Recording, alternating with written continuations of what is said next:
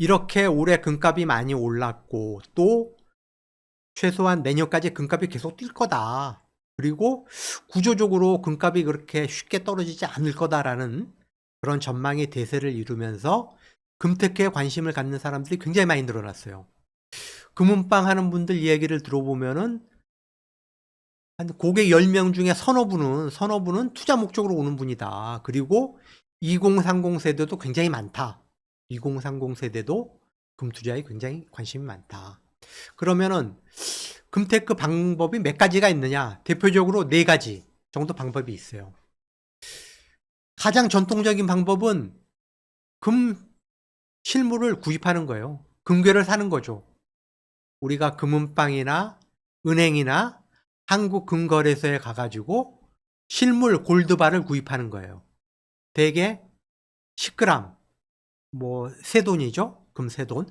10g, 100g, 1kg, 뭐 2kg, 5kg, 뭐 10kg 뭐 이런 단위로 우리가 금을 구입을 할 수가 있어요.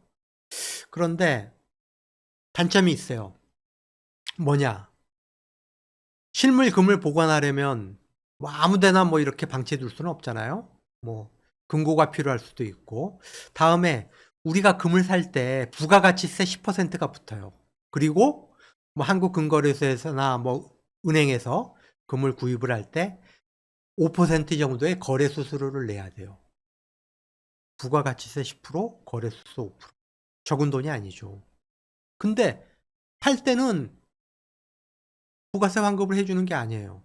그러면은 금이 내가 구입한 가격보다 15% 이상 오르지 않으면은 이익을 낼 수가 없는 거죠.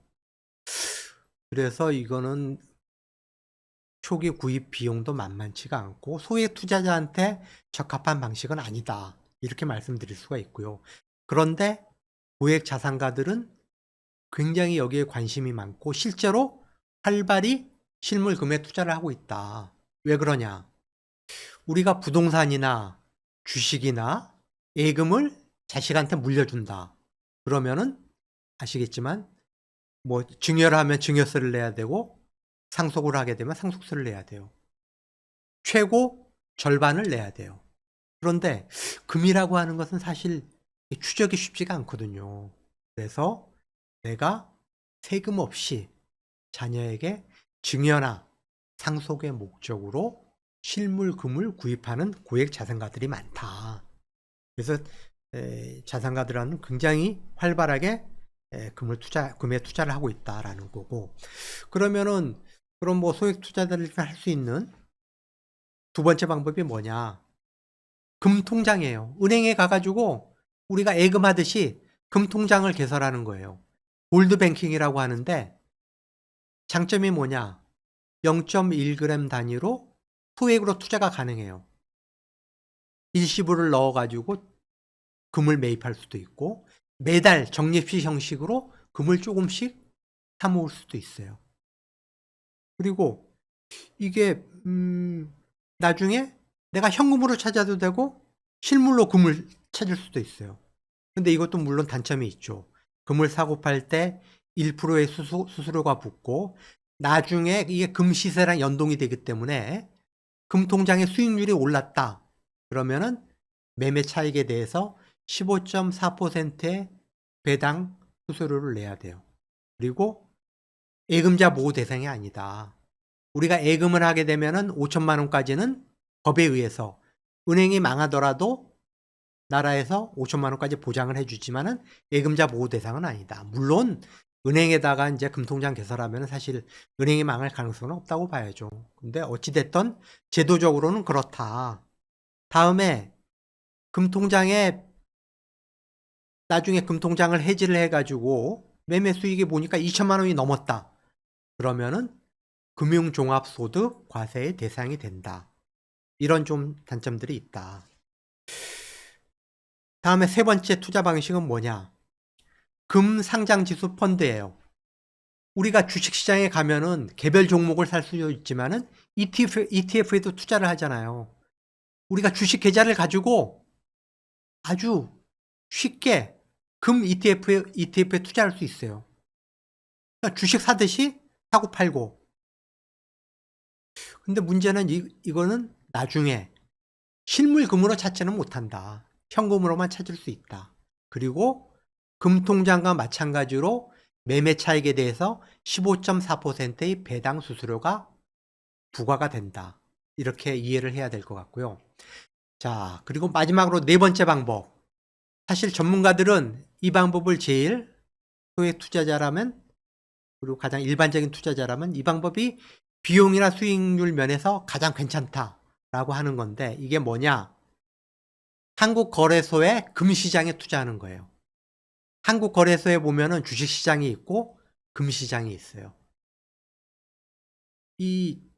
아까 제가 말씀드렸던 주식시장에서 우리 주식계좌 가지고 금 ETF에 투자를 쉽게 할 수 있다라고 그랬는데, 이거는 금시장에는 금 현물 계좌를 따로 만들어야 돼요. 조금 불편은 하죠. 금 현물 계좌를 별도로 만들어야 되는데, 이거 뭐 한 10분이면 만들어요. 10분이면 만들고, 또 장점이 뭐냐? 주식처럼 양도차익에 대한 양도소득세가 없다라는 거. 그리고 아까 금 ETF나 금통장은 매매 차익에 대해서 15.4% 배당 소득세를 내야 되는데, 이거는 배당 소득세도 없어요. 그러니까 비과세다라고 하는 게 가장 큰 장점이고, 1g 단위로 우리가 투자를 해요. 금 1g 단위로 투자를 하고 100g 이상이 모이면은 골드바 형태로 찾을 수가 있어요. 다만 우리가 실물 금을 구입을 할 때 10% 부가가치세를 내잖아요. 한국거래소의 금시장에서 내가 금 현물 계좌를 만들어서 1g 단위로 이렇게 투자를 해가지고 100g, 1kg의 금을 모아서 내가 현물로 찾을 때 그때 10% 부가가치세를 내야 돼요. 그런 단점이 있다. 그렇지만은 앞에 든 세 가지 금투자 방식을 포함해가지고 이 네 번째 방식이 비용이나 수익률 면에서 가장 유리하다라고 이야기를 할 수가 있을 것 같습니다. 자, 마지막으로 결론적으로 그렇다고 해서 금이 변동성이 없는 건 아니에요. 모든 그 자산, 금융상품, 부동산을 비롯해서 모든 자산은 변동성이 있어요. 금도 마찬가지죠. 금도 마찬가지로 부침이 있다. 그래서 우리가 투자할 때는 몰빵을 해서는 안 된다. 뭐 예를 들어 뭐 예금의 뭐 절반, 뭐 주식의 뭐 20%, 채권의 20%, 뭐 금의 10%, 아니면 뭐 개인에 따라서 자기가 뭐 굉장히 그 리스크를 감내하면서 공격적으로 투자하는 성향이다 그러면은 뭐 주식 비중을 조금 더 늘리고 뭐 하는 그런 식으로 어떤 자산 배분의 원칙을 지켜가면서 투자를 해야 된다. 그래야지 안전한 수익률이 보장이 된다. 이렇게 말씀드릴 수 있을 것 같습니다.